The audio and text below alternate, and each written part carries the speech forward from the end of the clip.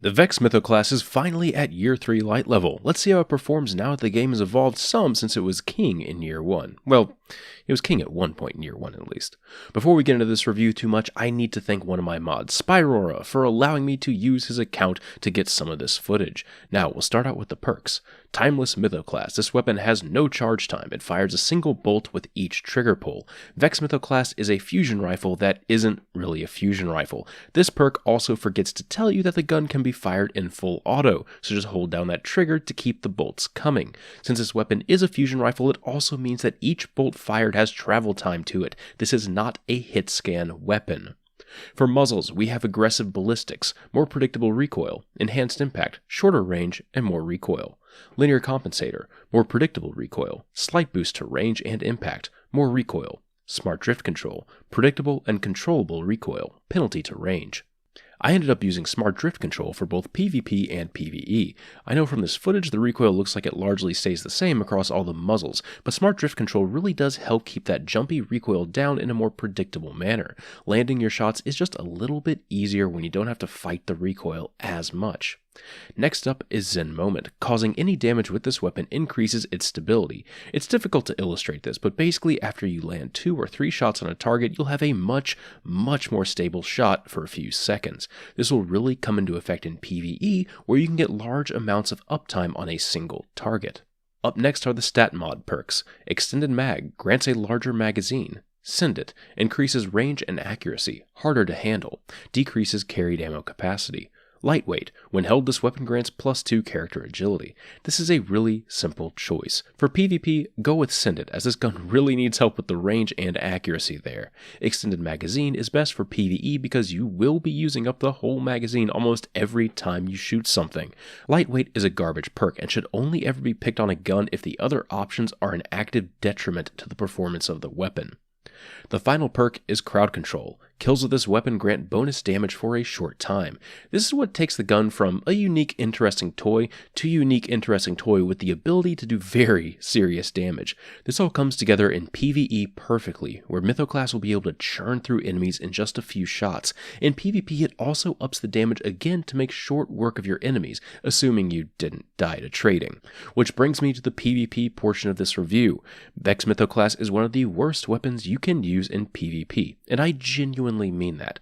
This gun has all of the properties of what makes a bad weapon in the Crucible. First off, it isn't hit scan, so each of the bolts that are fired are subject not only to distance, but are affected more by latency and travel time. It is an automatic weapon similar to an auto rifle, so your time to kill will also vary widely based on how many shots you miss or are precision. And finally, mostly due to that first point of the gun being hit scan, the effective range is pitifully low, causing wild inconsistencies in your bullets even registering. Look at this clip. After throwing the grenade, it should have taken 1 or 2 bolts to kill the target. It certainly would have with any other hit scan weapon. Nope, with the Vex Mythoclast, it took a much longer time for the shots to even start registering. I lost count after going into a blinding rage. Vex wants to be a close-range weapon, but in the current state of the game, there are numerous close-range weapons that outperform this. Auto rifles, pulse rifles, hand cannons, sidearms, all of these will absolutely destroy the Mythoclast in its ideal range. All of those weapons can also work from well outside of their intended range in a pinch due to them being hit scan. But Vex is a fusion rifle, and as such has to have travel time on each round. So once your target is outside of your sidearm range, you can't reliably land shots. Tracking a target in PvP is also really sketchy. Sometimes you can track them and hit all of your shots, killing them almost instantly. Sometimes you're just shooting blanks. Again, this is due to projectile travel time, but it's also kind of due to the aim assist of the weapon. It has an extremely high aim assist, somewhere between 85 and 100, depending on what muzzle you pick. This causes the bolts fired to aggressively get pulled into the target, but if your target is moving quickly, they'll usually just not hit and go past where your target was. This further shortens the effective range of the gun. To put it simply, Vex Mythoclast should not be used unless you're trying some stupid challenge or you genuinely want to handicap yourself. If you want a full auto, close range, exotic, primary, use the last word. It's hit scan, and it can actually kill things when you aim at them. Well, more than Mythoclast at least.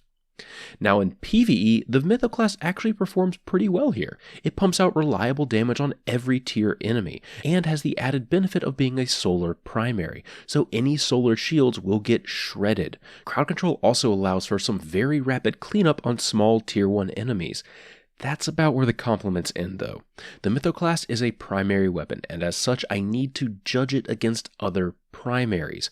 If there is one thing that a primary shouldn't have a problem with in PvE, it's ammo conservation. No Land Beyond can't be used in PvE due to this. Some hand cannons and auto rifles also have this problem, but they can generally get by.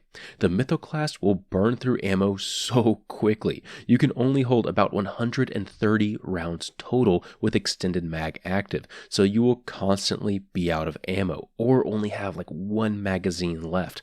A primary weapon needs to be something that can be used almost constantly and in multiple scenarios as well.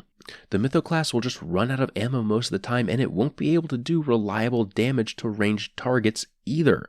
Sadly, I can't really recommend it even in the raid anymore. It was okay in year 1 when our pool of weapons was kind of limited, but now, most of the fights where it could be useful have very strict ammo requirements.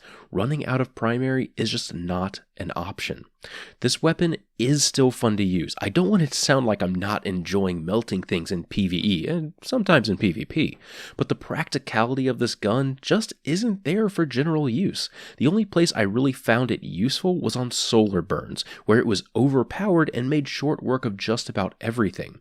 So if you have this weapon in year 3 and see a solar burn active, go nuts. It will actually feel like it's at a suitable power level, at least for it being an exotic.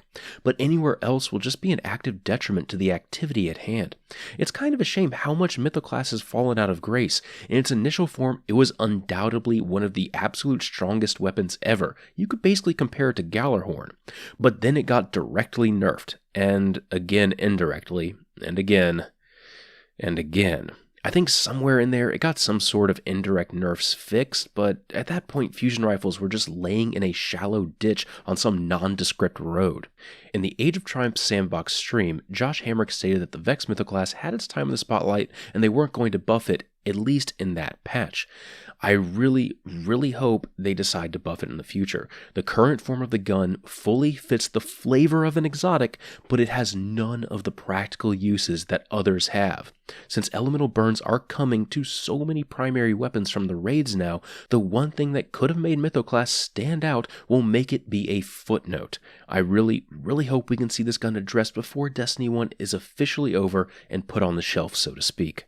And that about does it for the weapon review. I hope you found this information helpful. If you enjoy using the gun, let me know. And once again, thank you to Spyroar for allowing me to use his account so I get some quality time with the gun in PvE. I appreciate it, man. Thanks for watching, and I'll see all of you next time.